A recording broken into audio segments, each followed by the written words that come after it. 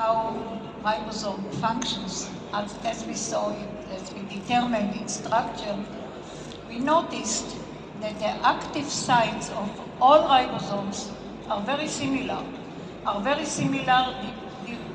independent on their evolution, are very similar in fish, in flowers, in butterflies, in elephants, in human, everywhere, the active site of the ribosomes. Of course, it's logical, because ribosomes are preparing proteins according to the genetic code, and this is a universal mission, universal reaction. But to see in the structure the elements that allow not only to produce it, but also indicate that it has been produced this way even before the ribosome was there. That it's a pathway, a universal pathway, that in our opinion led to the ribosome development.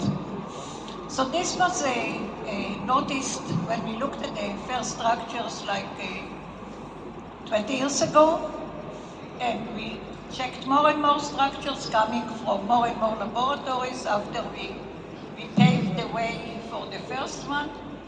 And we saw that there is no exception. These two regions, the region where the DNA that becomes RNA is decoded, and the region where the bonds, the peptide bonds between the amino acids, which are the proteins substructures, are being formed. Once we noticed it, and we saw it in more and more ribosomes, even of ill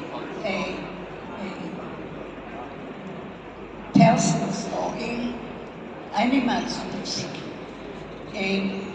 we tried to repeat it, to build it in the lab. We said if it was, according to our suggestion, part of the prebiotic diet before life, why shouldn't we be able to make it in the lab? Well, ladies and gentlemen, it took more than 7 years to get it done in the lab. And I'm very thankful to the people in my group that were collaborating and thinking about it.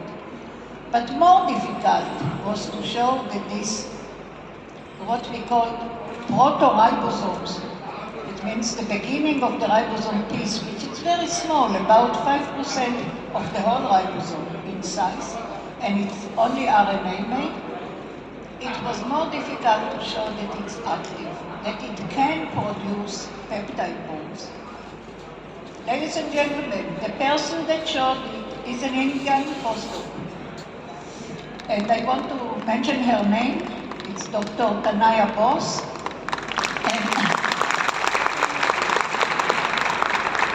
And I want to praise her and two more postdocs or students that joined later, Disha and Rajan, which are working on ribosomal diseases, genetic ribosomal diseases, which I will not describe today, of course.